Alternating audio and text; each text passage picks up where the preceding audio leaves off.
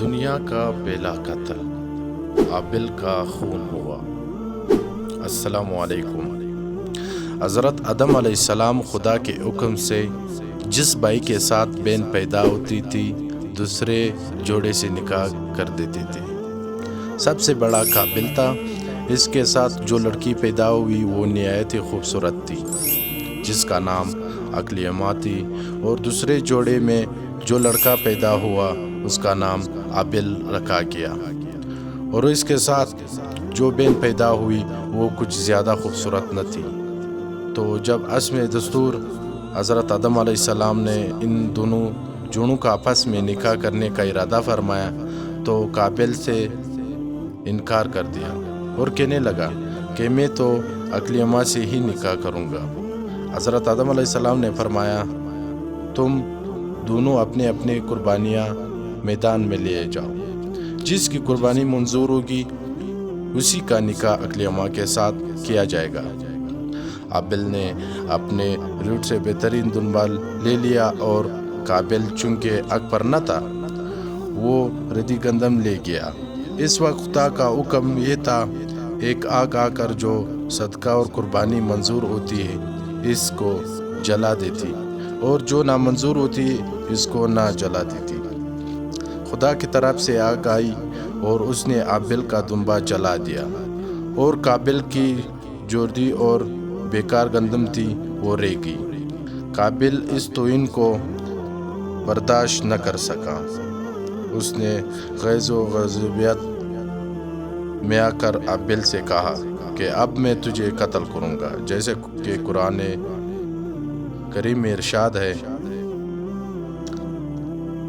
اور ان کو آدم علیہ السلام کی دونوں بیٹوں کا قصہ حق کے ساتھ سنایا، جبکہ ان دونوں نے قربانی پیش کی تو ان میں سے ایک کی قربانی قبول ہوئی اور دوسری کی قربانی قبول نہ ہوئی۔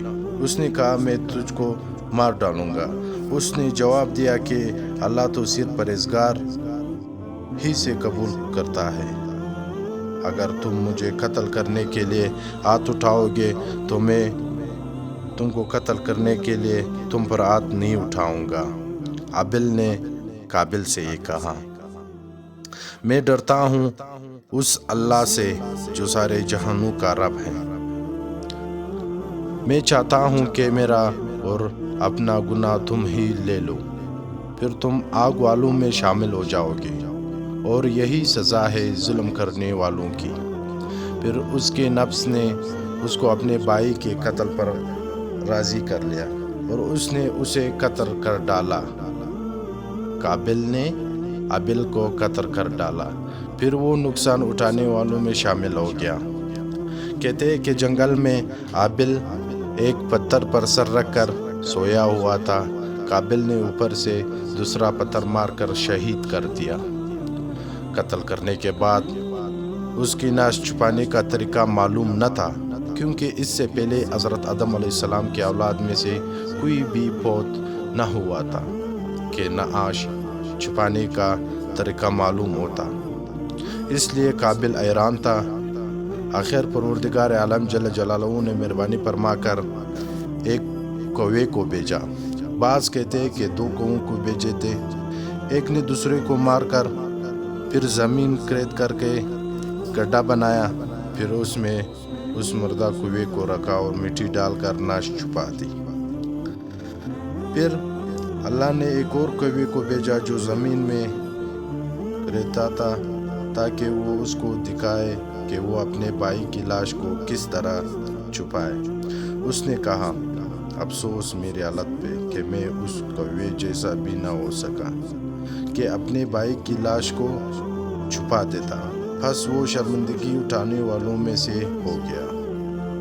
امام احمد رحمۃ اللہ علیہ نے اپنے مسند میں حضرت عبداللہ بن مسعود رضی اللہ تعالیٰ عنہ سے روایت کی ہے کہ رسول اللہ ختم نبیین صلی اللہ علیہ وسلم نے فرمایا کہ دنیا میں جب بھی کوئی ظلم یا قتل ہوتا ہے تو اس کا ایک گناہ حضرت آدم علیہ السلام کے پہلے بیٹے قابل کے گردن پہ ضرور ہوتا ہے، اس لیے کہ یہ وہ شخص ہے جس نے ظالمانہ قتل کی ابتدا کی، اور یہ ناپاک سنت جاری کی۔